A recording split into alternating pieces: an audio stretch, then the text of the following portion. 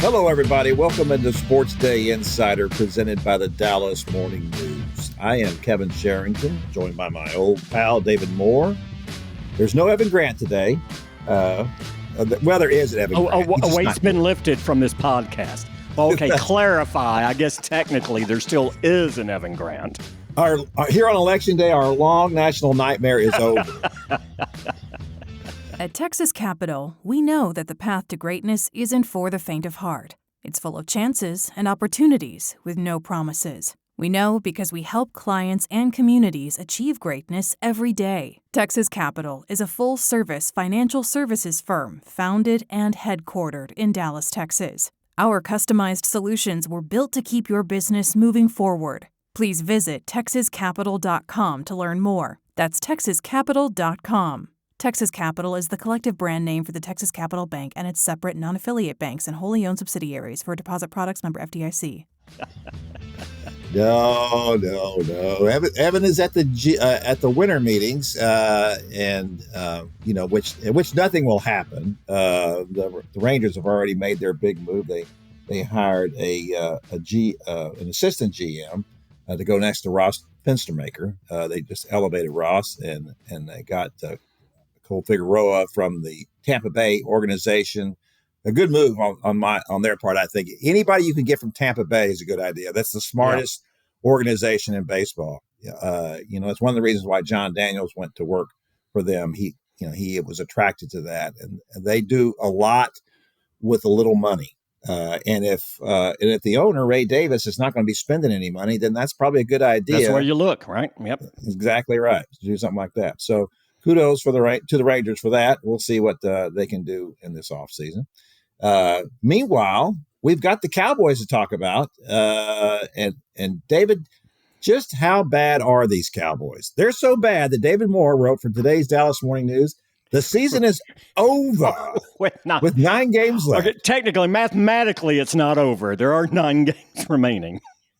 So they shouldn't just mail these in? They shouldn't just say, thanks. Yeah, they have not even reached the halfway point yet. That will come at halftime of their game against Philadelphia at AT&T on Sunday. But no, look at 3-5. Dak Prescott, all likelihood, is going to go on IR. They have not made the move yet, but it appears to be leaning that way, which means he would be out until after Thanksgiving. That Cincinnati game after the Thanksgiving game would be the first game he would be back. When you look at the relative strength at the top of the NFC and how many teams are ahead of them, when you look at, again, just where this Cowboys team, where it was offensively with Dak Prescott and how inefficient it was, and now you're plugging in Cooper Rush, it's just unrealistic to expect that this team is going to be able to meet the aspirations it had for itself going into the season. Well, I'd say, and I agree with you 100%. Every year, I watch. You watch teams, you cover teams, and you come to these kind of points where you're tempted to make a decision about writing something, and there's always a part of me that's nagging at me that says, "No, wait a minute. You can't go that far. What if? And I ask myself that question all the time. And I got to tell you, on this Cowboys team, there's no what if for me. I for all the reasons you just said, if we go back, as we talked about last week, to 2018 when they were 3-5, that year they brought back, they made the trade and got Amari Cooper, a huge addition to the Cowboys. And Zeke Elliott that year ran for 1,400 yards. Yeah. Who's running for 1,400 yards on this team? Yeah. Nobody. So David, there was a big move made by the Cowboys Tuesday as we're talking about this. So make sure for the breaking news here, let everybody hear what that was all about. Yeah, do that real quickly first, though. It's like, I'm like you. I am loath to get too far ahead on those things and certainly declare this early in the season that it's over. Things usually don't go that way. But this is the eye test too, right? We've seen this team for 7 games now. We see what they can't do. There are so many things they can't do. They're not in a position to turn this around soon enough to where they're going to be able to make a postseason run. They're just not. No. And we'll get into that Amari Cooper trade and how it was different than the one they just made today, dramatically different. But yes, leave it to Jerry. Everyone's going into today talking about the election, what's going to happen, who's doing what. And boy, Jerry just steals the narrative. He won't let the nation talk about that. He jumps out there and trades for Jonathan Mingo, brings him to Dallas. Brings Mingo in here. They gave up a 4th-round pick to acquire Jonathan Mingo and a 7th-round pick.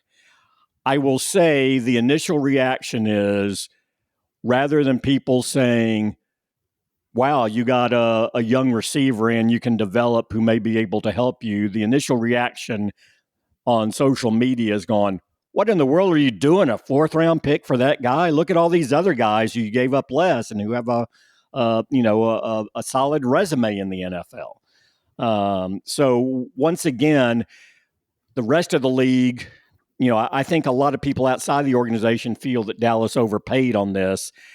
I would to attempt to explain what Jerry Jones was thinking on this. I believe it's also tied into his thinking on the Trey Lance deal for a 4th-round pick last year, that Trey Lance was a 1st-round pick who 2 years later you're able to acquire for a 4th, even though some people around the league felt that was overpaying for Trey Lance. Jerry Jones looked at it as like, we got a 1st-round pick 2 years later for a 4th. That's a risk I'm willing to take. That's a 3rd-day pick.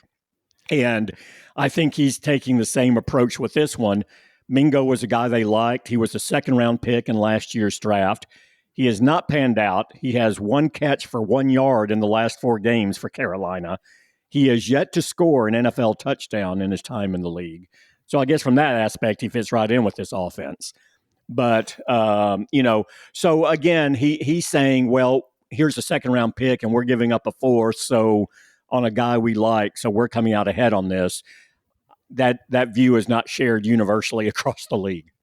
No, David, and let's just compare a few things here. About 4th-round picks. So first of all, let me say, though, that when they got Amari Cooper, they gave up a 1st-round pick for him. Yes. And I, at that time, I didn't have any problem with that just because of what Amari Cooper's resume was. He was an accomplished receiver, a great route runner, put up some big gains for the Raiders and been a big-time receiver at Alabama.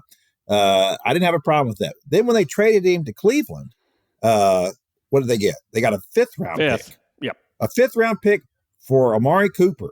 That's all the Browns had to pay.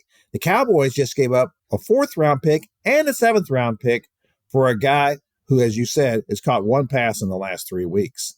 That doesn't sound like good negotiating to me. It's just the same thing with the Trey Lance deal. Gave up a 4th-round pick there. He's never going to play for the Cowboys. Well, he might play now. I mean, frankly, he might play before this season's over. Yeah. Well, that's right. I would play. The worse the quarterback, the better. They need to be aiming at as high as they can rise in this draft. That's what they need to be doing, and that requires Trey Lance to do it. I do that. But the point is that these 4th-round picks mean something. If they'd had a 4th-round pick this year, in which they traded to San Francisco for Trey Lance, they might have taken a running back with that pick. I said they should have taken a running back with their 2nd pick in the 3rd round. But certainly they could have done that in the 4th round before the big run. That's a plateau. On running backs. And Garendo, the guy in San Francisco who just ran for like 85 yards against them, 10 days ago, was a guy they really liked and would have considered, and he was a 4th-round pick. So, yeah. This, and again, we go back to Cooper, and you've heard, and Zach Martin too. After the game the other day, he was talking about, well, look, I was here when we were 3-5, and then we made the trade on Cooper, and we took off, and people were counting us out that year. As you've mentioned before, there's a big difference. That team is not comparable to this team. That team had a good ground game, was good offensively otherwise, except in the passing game, was a pretty solid defense and healthy across the board. That team had good health, had some good pieces in place everywhere, but you could identify one position that was dragging it down, and that was the passing game. And Amari Cooper plugged in there and allowed them to make a playoff run that year. It's not that simple this year. It's more than just this does nothing to address the ground game. It does nothing to address the inconsistency in the offensive line. It does nothing to address the injuries on the defensive side of the ball and how compromised you are, especially in the front seven defensively.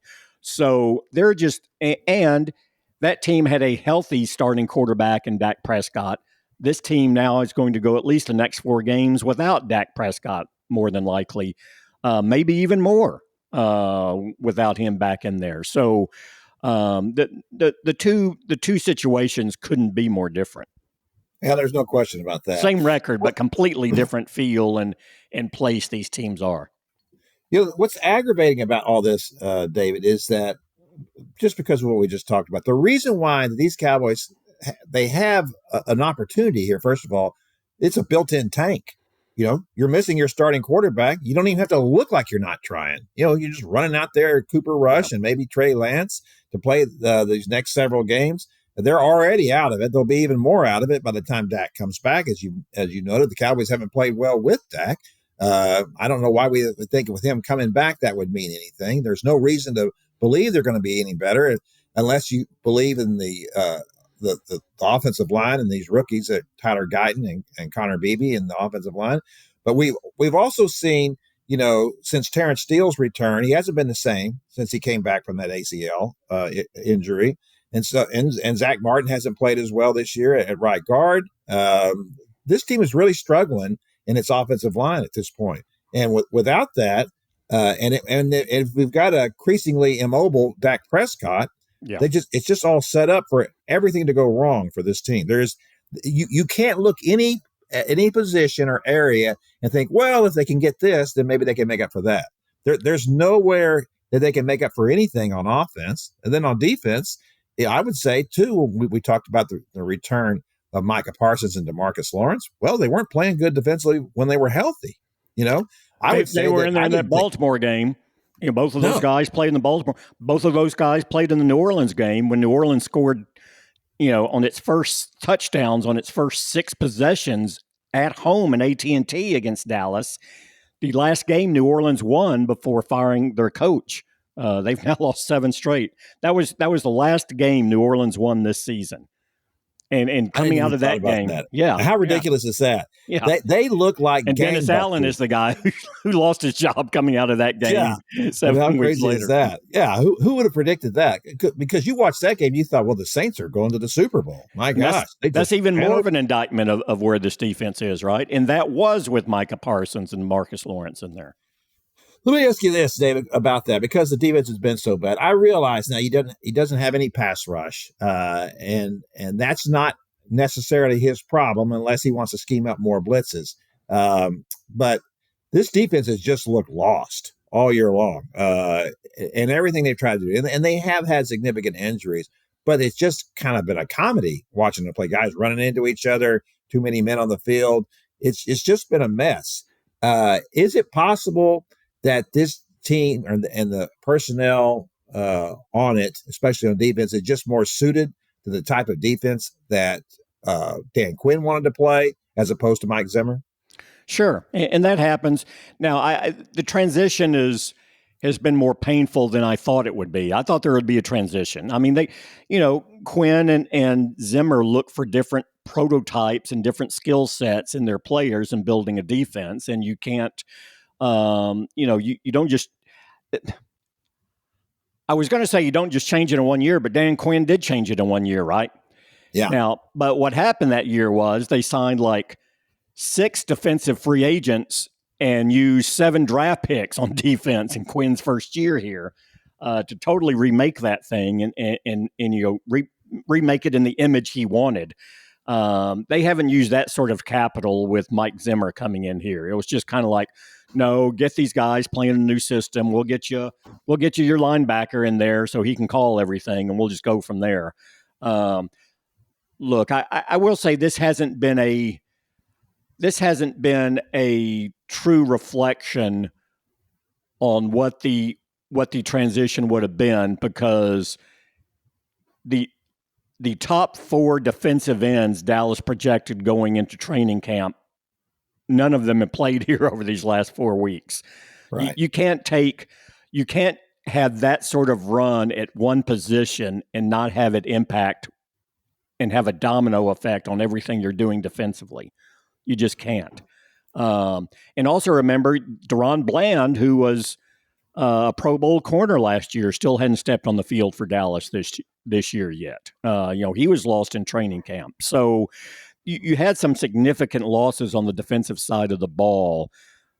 So you don't have the talent. And now, where everything was ingrained the last 3 years and everyone was just doing it from muscle memory and they were comfortable with it, they're looking at different keys. They're filling different gaps. They have different responsibilities. They're playing more man coverage. And, an example to me was that wheel route that Mooney ran where he just came wide open on that 31, 32-yard touchdown in the Atlanta game. No one went with him. Well, they were in man coverage on that play. And what happened was, from talking to people, was when you're in man coverage, you can't have everyone at the same level in man coverage, right? You have to you're not in zones, but you don't want everyone along the same plane. You're all different, Right. where you're picking up. And all of the man defenders were in the same plane, and then the release guy was late going up and picking up Mooney. So it's like, but that came from they were out of position in that man defense. In last year, they probably wouldn't have played man in that situation. So they're still adapting to that. And like anything, when things start rolling in one direction or the other, it kind of takes on a life of its own. And now, I mean, this team just can't seem to get out of its own way on both sides of the ball. All of that being said, that does not explain why on the second possession of the game for Atlanta, second possession, Cowboys had 10 defenders on the field for one of Atlanta's big plays. So, I mean, look, we're 7 games into the season. That can't be 8 games into the season. That can't be happening. No, that's comical when that kind of stuff happens with a team. Any team. I will say this too about Dan Quinn, not to belabor the point, but I saw something yesterday that indicated that there are free agents to be across the league who are telling their agents they want to play here in Washington. And what a crazy thing to say about Washington. Who's wanted to play there in the last 30 years, right?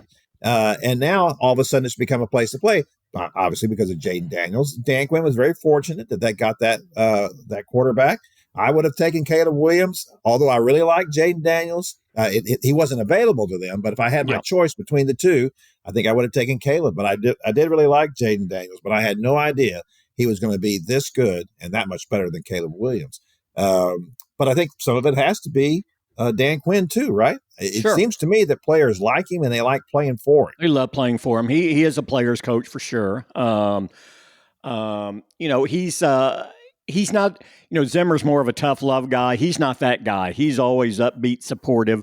He's demanding, but he's more of the encouraging uncle sort of thing versus the, tough love. What the hell are you doing? Of course, I love you sort of thing. And players like that. And he said, he's been successful with the schemes. And here's the other thing. We talked about this a little in the offseason. A lot of people felt the Chargers was the most attractive opening because you had the quarterback in place. Right. And that's always hard to argue against. When you have a quarterback as good as he is, yeah, that makes sense. But also, that's still kind of the second team in the market, right? It's a big market. It can accommodate 2 teams. But, the Rams just won a, Super Bowl not long ago. They're the even if you dominate that market, you're still sharing it. There's still, an attraction to go to the other LA team. Washington's been in the dark. I always felt if you could hit in Washington, that team was really going to take off because it was a proud franchise. It's a base that loves that team, that Dan Snyder just ground everybody, ran everyone into the ground, killed the enthusiasm for that team. But it was that was the team that, boy, if it hit and could turn it around, you would see more benefits from that. I thought Washington was the chance to have the most prolonged honeymoon and the most enthusiastic buy-in of any of the franchises that had an opening this offseason. And Dan Quinn wound up with it, and he certainly made the most of it to this point. And I think no you'll continue to question. see benefits going forward. Well, absolutely, and that's the point I was just about to make. Look, so the Cowboys already had to worry about the Eagles, right? And not it's not that the Eagles were having their problems and having their issues too, but they're playing well now. Jalen Hurts is starting to pull things back together again, and then once again the Eagles are playing well. Washington's playing well. Now the Giants are still a mess, and they have a quarterback question of their own and what to do with Daniel Jones. I'm sure that they'll probably part ways with him and try to obtain a new quarterback going into the next season. But now that's two franchises in front of them, both of them with younger quarterbacks, both of them with younger, more mobile quarterbacks than Dak Prescott is. I would say that, to me, that's the most disappointing thing going forward here for the franchise is that you're paying $60 million a year to a guy who was really only efficient if he was on the move. That if he could run for 30 or 40 yards a game and get what he had to get, if he could move outside the pocket and make some throws, that's what Dak was at his best. That was the difference between him and Tony Romo at the end, and what he brought to the red zone offense. If he's not going to present that anymore, because now after he got hurt with his hamstring issue, which came at the end of a run, they're going to say, see, this is what happens when he runs. We just simply can't be doing that anymore. Even though the 22-yard run that he had was the longest run by a Cowboy all year long, and exactly what they have to get out of him. Well, I would argue then, if you didn't think going into the season you wanted him to run anymore, then you shouldn't have given him that contract. I had no idea that was in their head, that, no, we don't want him to do this anymore. Because I was on board with the contract. What else are you going to do? You don't have a quarterback on hand. You're going to have to give him this deal. I didn't realize that, well, no, but we just want him to sit in the pocket and try to dissect things. That's not Dak's strong point. Watching him this year, he's made too many bad decisions this year. I will say last year he looked 5 times as good at figuring out what he was doing. This year, he seems befuddled by everything. That he'll make a few good throws and then just a few really poor throws. And Dak's not the best and most accurate passer as it is. So this is all very concerning to me going forward for the Cowboys. I hear what you're saying. I agree with a lot of it. I think that probably doesn't lay enough blame at how bad this offensive line has been and how he's not having the time to go through his reads. And the complete and utter absence of a run game, which I've always thought that one of the tools that made Dak one of the better quarterbacks in the league was play action. I thought he's always been an outstanding play action quarterback. Play action just hadn't been available to why would a defense bite on it based on what Dallas has done in the run game this year? So when you look at and you mentioned it earlier, a lot of this is Guyton. And I think too, this is kind of the, what is your strength can be a weakness, right? I think that the whole draft and develop and, they took Tyler Smith a couple of years ago late in the first round and people went, well, he's a project. He's not going to help you much early. Why did you do that? And then he stepped in from day one and showed he could handle either left tackle that year or then left guard after that. I think it was like, some of those same questions were about Guyton. Well, he's good. This guy's going to be a solid pro for a long time, but there's some development needed here. He's a little raw. Not sure he's ready to start right away for a good team. Now Dallas left themselves with no options. That's another example. Tyron Smith, let him go. We'll remove the safety net and Guyton will just have to sink or swim. Well, there's been more sinking than swimming here early in the season. And just because Tyler Smith was a developmental guy that hit from the start doesn't mean that Guyton was a developmental guy that's going to hit from the start. Maybe he needs to develop. And this isn't to say Guyton's not going to be a good player, but he's not the player you need now to be successful. And you're seeing that. But like I said, it's not just him. I think BB's held up pretty well at center, but Steele is playing worse than he did last year when he was coming back off the injury. This has been the worst run of games that I can remember in his career for Zach Martin. And so it's not just the outside pressure. It's getting beat up the middle. I would say Tyler Smith has been easily their best offensive lineman this year, and I don't think it's even been close to this point. No, you're right, and that has been the thing they were able to lean on for I don't know, a couple of decades, right? That was what Jason Garrett did early in his tenure as the head coach. Was he turned over the offensive line? They spent all those first round picks on offensive linemen for years. And that was the deal. They were trying to assemble the world's greatest offensive line, and for the most part, they did that. And then they've kind of lived off the steam of that for the last several years. It was not as good as it was, but it was still a good offensive line, still productive. But they've recognized it because they've tried to transition here. They used the first round pick on Tyler Smith, came back 2 years after that, and this past year used the first round pick on Tyler Guyton. So they acknowledged that this was an offensive line in transition, and they needed to start rebuilding it for the future. But Steele, with that contract he got, hasn't been able to play up to that. And now Zach Martin, it appears, you knew you were going to have to replace Zach Martin sooner rather than later. And I think the plan was, he's been very coy about whether or not this is his last season. I think there's a good chance. And you've seen his play deteriorate to this point in a way you have not seen it before. So I think they were planning, okay, we need another guard too going into next year, but then we'll be fine. We'll have these other guys with experience. We'll plug in a young guard and just keep going. But the way this group has played together, you kind of have to look at it and go, well, do you have the right pieces on the right side going forward? I don't know if they got the right pieces anywhere, David, frankly. That's the scary thing for this team is that they do have some good people, but they don't have enough. And so that brings us back to the point before we get out of this Cowboys segment. I do want to talk a little bit about that, what we talked about at the top. And, partly in jest, but this is the truth too. It is time for the Cowboys to acknowledge where they are. And trading for Jonathan Mingo is a stupid trade because you gave up a fourth round draft pick on a team that's going to have a bad record. And so that fourth round draft pick is more valuable than it would be for a lot of teams. This is a team, I got to tell you, David, I have a hard time figuring out how they're going to get to 6 wins. And so that means they're probably going to be picking about, 8th, 9th in the league. 8 to 11 right in there. Yeah. Mm-hmm. It's going to be a top 10 pick. And so in the fourth round, that means you're going to have a pretty good pick in the fourth round.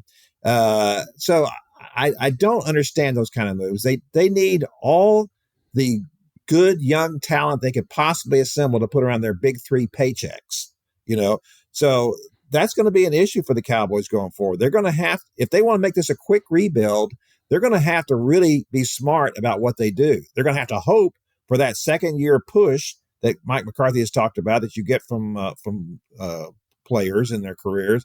And Mike McCarthy's not going to be the one they're pushing it either. Yeah. And here's the other thing too. And this is, I do think they have a kind of a organizational approach and philosophy offensively. Now, this is a different offense. They've made the switch from a timing offense to more of a West Coast offense, and it is a mashup and all that. But and we've talked about this before. Different organizations are driven by different, the bedrock principles. I mean, Pittsburgh and Baltimore are always defense, right? The organization's built out that way. This is right. An offensive. Offense first, and will be as long as Jerry Jones is there because that sells and that's marketable and that's and fans gravitate to offense more than defense. So I get all of that, but just look at defensively, just in the time that Mike McCarthy's been here. So Nolan came in; it was the worst defense ever. Completely different system. The next 3 years with Dan Quinn. And now it's a completely different system again with Mike Zimmer. And so there's the you just don't have you're not tethered to, okay, well, these are some core defensive principles we'll always do. it's driven by, hey, we really trust this coordinator. Let's get this guy in here, and we'll give him the tools he needs, and he can build this defense out the way he wants to build it. And you see what defenses shift with this team more than you do with some franchises around the league, I would say. Oh, yeah, not an identity. And that's always a mess. That's what the problem for the Mavericks was for about a decade, right? Yeah. When they kept, after the championship, Exactly. They kept turning it over every year. Oh, let's try something else. Let's chase this. Let's chase that, Yeah. It was a mess for a decade. All right, one last thing before we get out of here, David. So why in the world did Mike McCarthy just say to Zeke Elliott, pal, thanks for your service, and we'll see you later? Instead, they brought him back after missing meetings, after a season of non-production where he's done nothing basically for you, and yet they're welcoming him back with open arms. This is one I don't get, where you look. Zeke came back here, and I think it was good. It was good faith on both parties. I think that Dallas recognized that it needed a back to help in short yardage situation. Elliott wanted to come back here, and also I think they felt that, look, well, Ezekiel Elliott showed when he was here before he had no problem deferring and stepping over and letting Tony Pollard be the lead back. So his ego can handle it. He's accepted where he is at this stage in his career. That won't be an issue. Well, I maintain that Ezekiel Elliott, it wasn't an issue before because he saw where Tony Pollard was in his career. He was coming into his own. That was his first of 2 1,000-yard seasons. He's probably going to have another one this year with Tennessee. 2, he still had a significant defined role and was up around 700-800 yards and was their red zone back who was scoring. And those were good teams. They were 12-5 teams.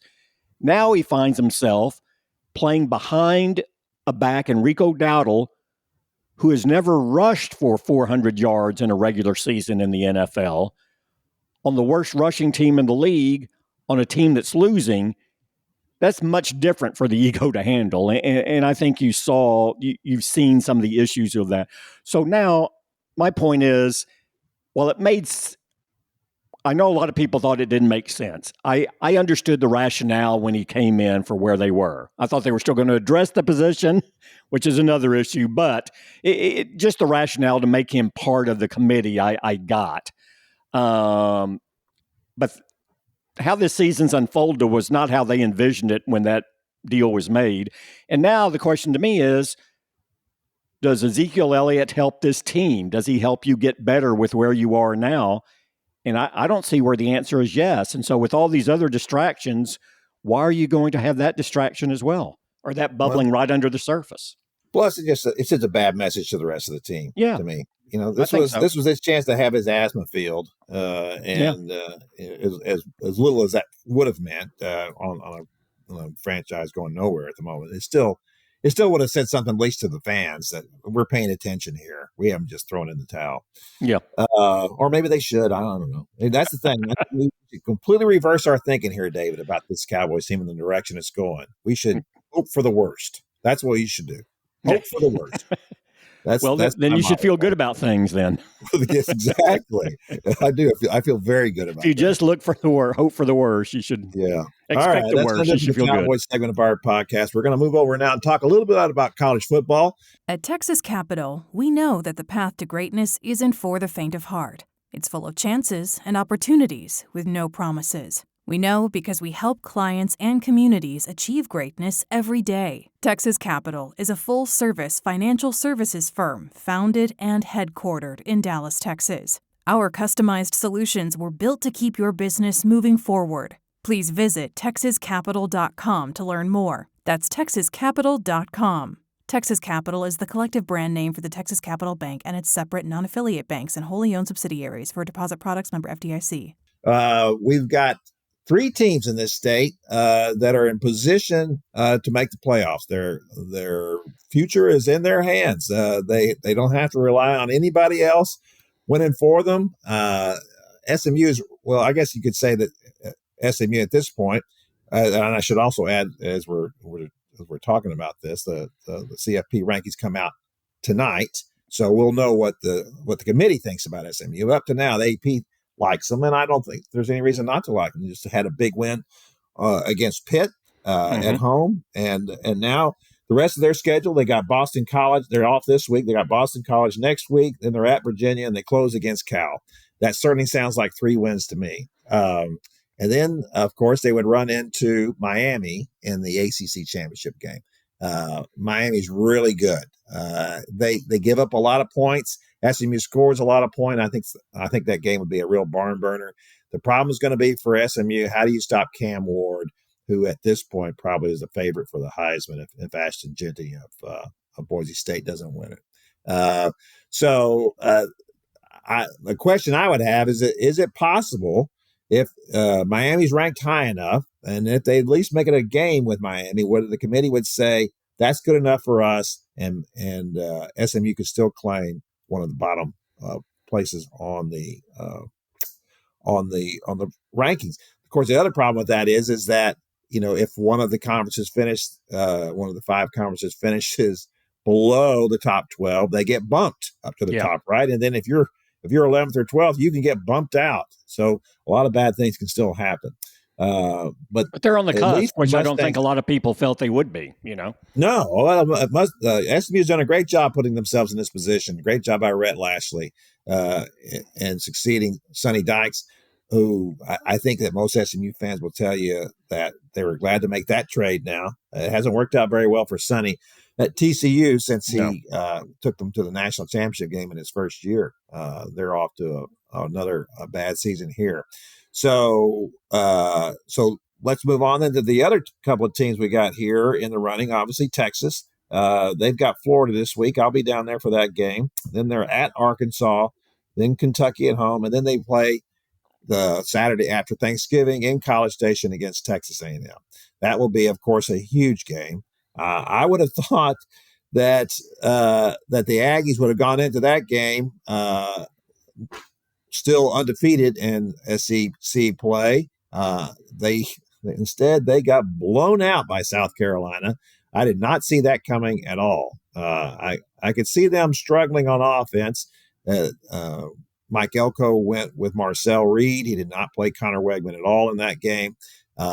Marcel did okay, but 20 points is not going to be enough probably to beat anybody else in the SEC. And the more disappointing thing from A&M standpoint was that their defense played so poorly in the second half, gave up some big plays, gave up a lot of rushing yards, and not a good performance by the Aggies coming off of a really good win, at least and certainly a great second half against LSU. They did not carry over that kind of momentum into that game. So, they've used up their mulligans, basically, is what it is. Everybody has to win out at this point if they want to be, for sure, in the playoff consideration, in my mind. The Aggies are off this week. They got New Mexico State at home. Then they're at Auburn, and then, of course, closing against Texas. I would say, all things considered, all 3 of these developments, well, maybe, obviously, I thought Texas had a shot because they're coming off a semifinal appearance last year. But I just thought going into their first year of SEC play, that'd be really difficult, a lot harder schedule than playing in the Big 12, and they would have to take their lumps in that. And they did take their lumps, obviously, against Georgia. They did not play well against the Bulldogs. But it's Georgia, and if you're going to give up a loss, that's the kind of a loss that you can suffer, and it's not going to hurt you too much. South Carolina, we could say, has been an underperformer. I think they were within 10 points of being 7-1 at this point. And they do have a good offense. They are very powerful. They are kind of what A&M likes to do. They like to get some rushing from their quarterback, and they want to run the ball well, and they want to play good defense. But that was not good defense by the Aggies in the second half. So there's a lot of questions to ask now about A&M, about who these guys really are. We thought we knew.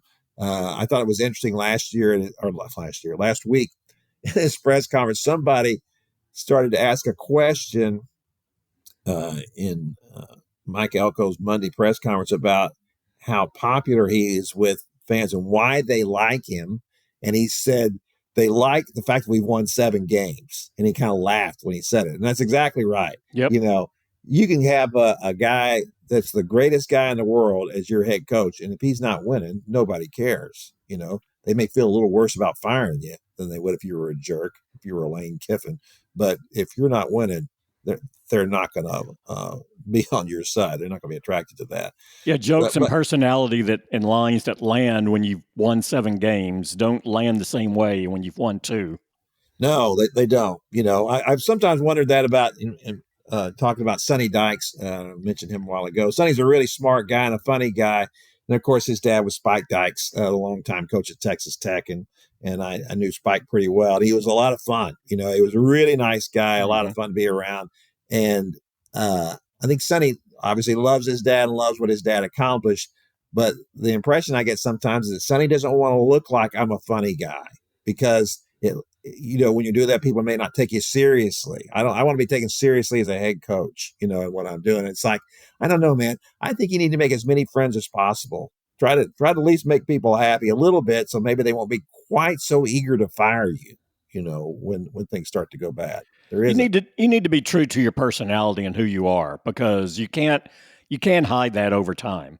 And we've seen that before. There are some really very good people at what they do that once they become a head coach, they feel they have to have a head coaching persona, that there is a typical profile that fits that. And maybe short term you can get away with that or you know, but who you really are comes out, especially around your team, because you're around them constantly in daily meetings, and they know who you are, and boosters know who you are if they're around the program, and everyone else. And if you're trying to be something you're not, it just doesn't wear over time. And to me, that's more damaging to what you're trying to build than just being who you are, you know? Well, there's no question about that. That was one of the things that one of the players said last week. TJ Mays said that he had 2 interceptions against LSU, and after the game, he talked about how when Mike Elko comes into the room, everybody sits up, you know, and they're ready to hear what he has to say. And so he comes across as a very genuine guy. And I had my questions about that hire when they made it. It seemed like they were trying to restrict themselves to an A&M kind of guy. You know, it's like it's hard enough to find a good coach without putting those kind of restrictions on you, too. Let's just try to go out and get the best coach that you can get. And I'm not saying that they couldn't have gone to get somebody else. There are probably any number of other coaches who would have done just fine. I think Brian Kelly, for the most part, proves that, right? He seems like the least kind of LSU guy. And yet they've been pretty good. Now, I do think that they are ready to hit the eject button on him because he's just so unlikable. And losing to A&M was not good for his resume. But he's a really good coach. So I do think that that's the most important thing, is just hire yourself a good coach and not worry so much about the kind of fit he is culturally. But I do think that Mike Elko does fit A&M's culture. You know, I think he comes across as very, there's nothing fake about him. He made what has kind of become a very controversial statement immediately after that LSU game. And I was sitting a few feet away from Richard Cessna of the Bryant Eagle, and we both started laughing when he said it. He said, there's nothing fake about this program. There's no BS in here. There's no fast talking politicians here. And so everybody's starting to say to each other, well, who's he talking about? As soon as someone says something like that, you think, is the fast talking? Does that mean, Jimbo? Because certainly that's what's Jimbo. I couldn't even understand half the things he said. He talked so fast. And I'm a fast talker. And I couldn't, it's always a mess trying to decipher Jimbo's messages. And on the other side of that, Brian Kelly was once a politician or ran for public office. Is he talking about Brian Kelly? And then he felt like he had to come back this week and say, hey, I wasn't talking about either one of those guys. I worked for both of those guys. They did a lot of things for me. I like both of them. People shouldn't do that kind of thing. And I felt like saying, well, then you shouldn't say that kind of thing. You should have brought it up. Why bring it up? You make it sound like you're talking about somebody. Obviously you are talking about somebody. Yeah. So why say that? I think in the end, maybe he is just trying to make a point to the recruits he has coming in, and they're doing pretty well on their recruiting. But the bottom line on A&M is that whatever happens from this standpoint, it's going to be very disappointing now if they tumble out, right? Mm-hmm. Because they were the last undefeated team in the SEC. If you don't go on and make the playoffs, then it's going to look like a minus. You can take what you want from this season. And yes, it was a big improvement over last year. Yes, both of those things. But you had your chance to make your statement in the first season that Texas was in the SEC. You had your chance to say, okay, you can come in here and you can act like you're going to take this over, but here we are, your old rival, the resumption of this rivalry, and we're going to smack you down and put you back in your place. Mm-hmm. You know, you're still Big 12. We're the SEC. And if they don't do that, that's going to be a sore disappointment for A&M. It doesn't matter where they finish.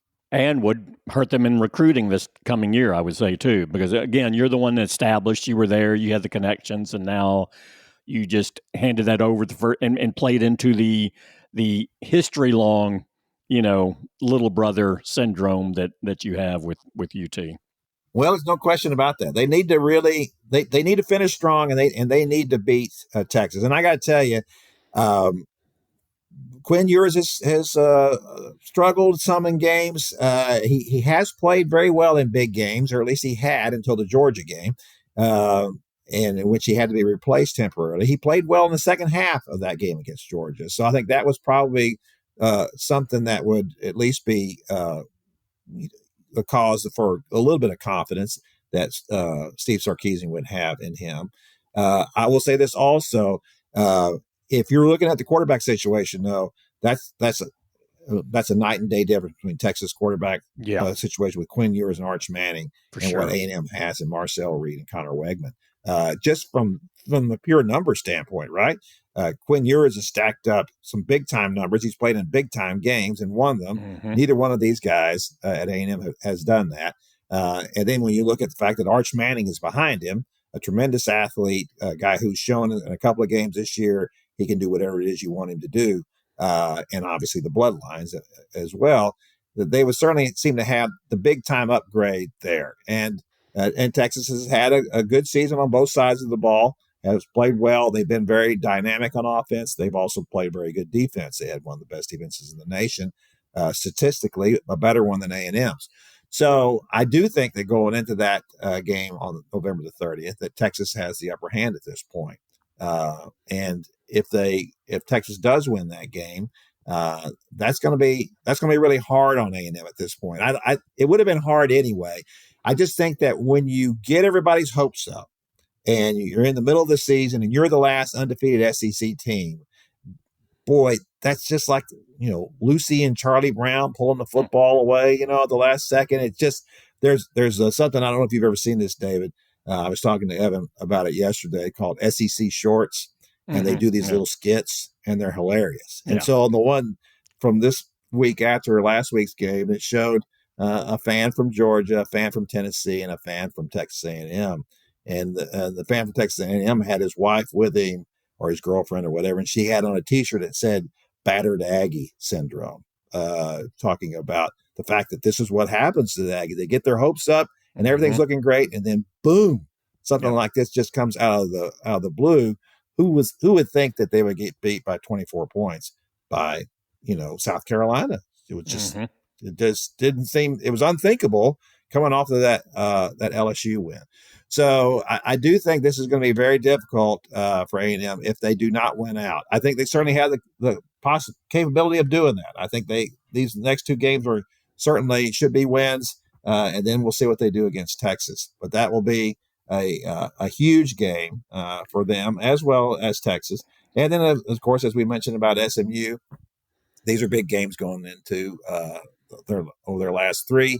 And then the ACC championship game. I think they could beat Miami, but it's going to be hard with Cam Ward. He's just he's pretty unstoppable. I think right now, if I want to say one last thing here before we get out about quarterbacks, there's been a lot of talk about who the first round quarterbacks might be going into next year. And they went into the season, everybody was talking about Carson Beck and Shedeur Sanders and even Quinn Ewers. And I got to tell you, I think that Quinn is just about played himself out of the first round. I think Carson Beck certainly has played himself out of the first round. He's throwing interceptions left and right. I don't know how you could draft him in the first round and tell your fan base all these interceptions he's thrown, he's not going to do that in the NFL. I don't know why you would think that. I'd want my guy's record to be pretty pristine before I did that. So it's going to be interesting to see. I think that Cam Ward, because of his athletic ability and just everything he does, he lifts that team. You take him away from Miami, they're just not even close to being that team anymore. And I think that a lot of people feel like that's why if they were in the SEC, they might have 2 or 3 losses by now. But certainly he is the difference in that team, and maybe the difference in the draft next year in the first round. All right, that's going to do it for us this week. We appreciate you taking the time. We'll be back next week to talk more about everything that happened over the weekend and see. I don't know if Jerry Jones makes another big trade for a wide receiver with 1 catch in the last 3 games. He'll make a big difference. 4 games, sir. 4 games, excuse me. For 1 yard. 1 catch for 1 yard. So the run after catch wasn't a lot. Yeah. Oh, my gosh. Well, it's always interesting. And that's a good thing about your beat, David. There's always something to write about. Oh, yeah. That's a good thing about my beat, Kevin. Thank you for bringing that up.